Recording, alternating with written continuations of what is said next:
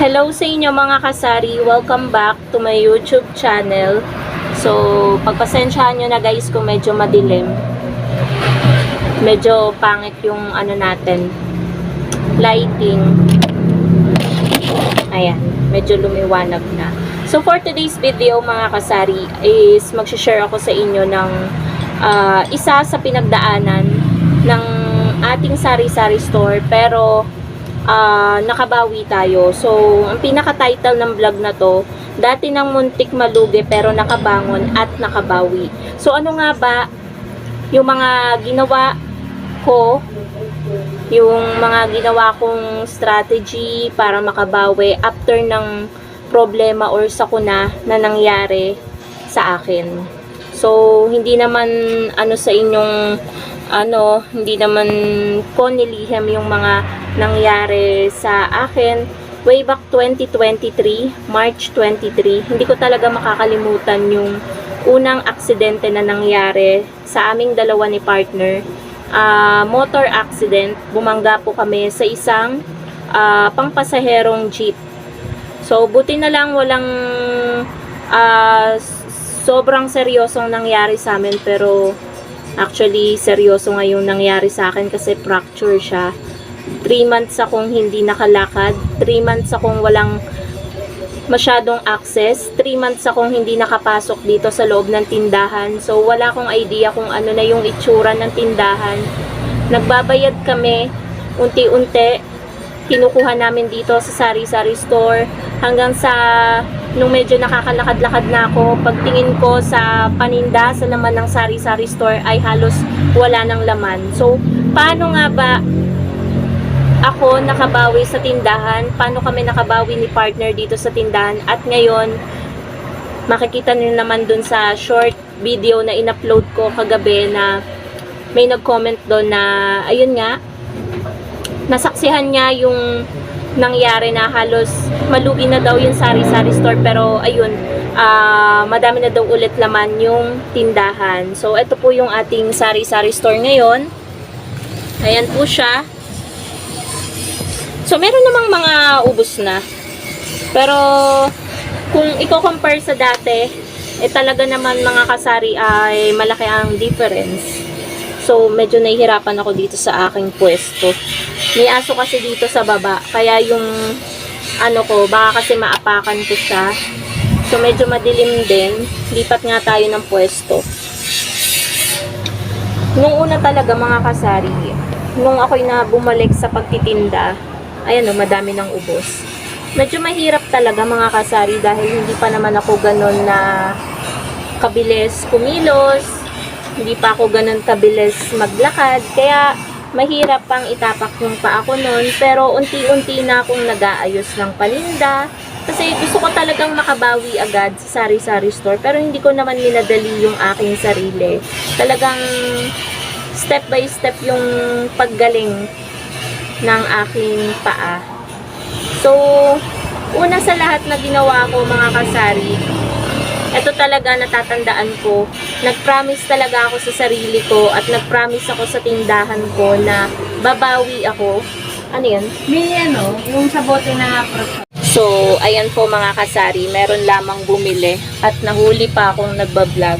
Ayun nga, nag-promise ako sa sarili ko mga kasari na sabi ko babawi ako sa sari-sari store once na kaya ko nang kumilos dito sa tindahan. At ganun nga mga kasari ang aking ginawa. Inawakan ko na lang yung cellphone ko kasi babantayan ko na lang para hindi ako maubutan ng customer na nagbablog. So, once kasi na nag-promise ako mga kasari, talagang tinutupad ko yan. At hindi ako nagpa-promise na hindi ko talaga gagawin. Kasi ang salitang promise talaga, parang makapangyarihan na word. Kailangan talaga tinutupad. May bibili lang ulit guys. Cash out. Ito number, magkano? Bali 20 charge nun. Tapos 2 kilo bigas. 2 kilo. So, ayun nga po mga kasari. Meron lang na cash out. Tapos, bumili siya ng 2 kilong bigas. Yung word kasi guys na promise, hindi ko yan sinasabi nang hindi ko tutuparin. Syempre takot ako na mag-promise tapos hindi ko naman gagawin or tutuparin. Pangalawa, mga kasari, ang ginawa namin is, or ginawa ko, syempre, ako naman yung unang syempre kasi kapag pangalawa, mahal mo yung ginagawa mo, talagang aalagaan mo. Or kung mapabayaan mo man, babawi ka talaga. Kasi mahal mo yung negosyo mo, mahal ko yung ginagawa ko. Kumbaga mga kasari, eto na yung parang dito na umiikot yung mundo ko. Dito sa sari-sari store. Yung gigising ka sa umaga, maghihilamos ka, magtututbrush, diretso bukas ng tindahan. Tapos maghapon ka na magtitinda. Tapos kapag closing, magsasara ka na, syempre. Tapos kakain ka, konting social media, ganyan. Tapos matutulog ka na. Tapos yun lang, everyday routine, paulit-ulit. Kaya, syempre, sino ba namang hindi mamahalin mo yung ginagawa mo? Ito yung nagbibigay ng,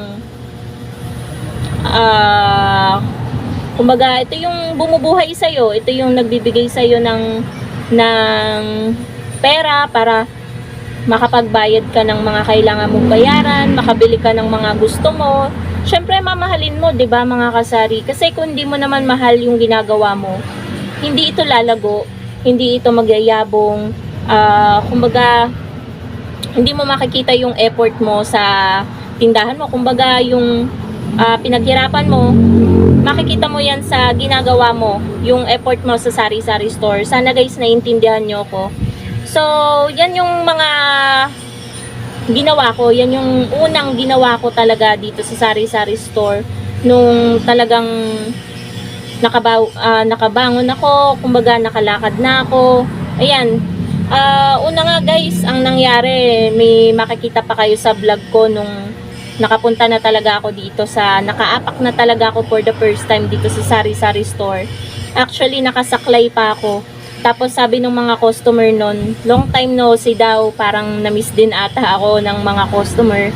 So, hindi, marunong naman sila guys umintindi na nagpapasensya ako kung medyo mabagal akong kumilos kasi nga, nagtitinda na ako nun guys, inaano ko yung sarili ko. Kasi nakakainip din sa loob yung kumbaga nanonood ka lang ng TV, nakahiga ka lang maghapon. Nakakakilos-kilos na naman ako noon, nakakagawa ko ng yelo, nakakapagligpit ako ng pinagkainan. Yun yung nagagawa ko sa loob. Tapos nakakapagkusot-kusot ako kasi paalang naman yung may damage sa akin . So nakakagawa pa rin ako ng mga ilang gawaing bahay. So, ayun nga, nagulat sila na nandito na ako, nakita nila, nakasaklay ako. So, sinasabi ko sa kanila habang nagtitinda ako na pasensya na, medyo mabagal ako. Yun, naiintindihan naman ng mga customer. So, ayun guys, yung nangyari noong 2023. Parang nakabalik na ako dito, March, April, May, June. June na ako nakapagtinda ulit. Tapos, pagtingin ko sa mga paninda, sa tindahan, nalungkot talaga ako kasi yung mga delata, ilang peraso na lang, talagang kukonti. Yung mga nakasabit, yung mga sabon, talagang kukonti. So, ayun, unti-unti akong bumawi. Hindi naman biglaan na dumami agad kasi wala naman iba kaming pinagkunan. Talagang kung ano yung benta, yun lang yung pinangpapamili namin hanggang sa dumami ulit yung paninda namin guys. At nakikita naman ng customer na nakakabawi, 'di ba? Nakikita nila na madami na ulit laman yung tindahan nito. So, ayun guys yung mga ginawa namin. Kaya kung kayo katulad ko na merong pinagdadaanan na nakikita nyo sa negosyo nyo, kung katulad ko kayo na merong sari-sari store, huwag kayong panghinaan ng loob. Kasi hindi naman habang panahon ganyan yung kalagayan nyo, makakabawi kayo. Tapos, tsaka kayo bumawi sa negosyo nyo kapag okay na kayo. Mas mahalaga pa rin po yung sarili nyo kaysa sa pangalawa lang po yan yung negosyo nyo. Kasi, kung wala naman kayo, sinong magmamanage ng business nyo, 'di ba? So, yun lang po. Pray lang po kayo palagi na matapos na yung problema nyo. Tapos, ayun, mas mahalaga po talaga yung kalusugan. Syempre ngayon, habang tumatanda tayo, mas prone tayo sa mga karamdaman. So, talagang alagaan po natin yung sarili natin. So, ayun po, inom ng maraming tubig. Mahalaga po ang tubig sa katawan. So, yun lamang po mga kasari ang ating vlog for today. Thank you so much for watching and happy selling po sa inyong lahat. Bye guys!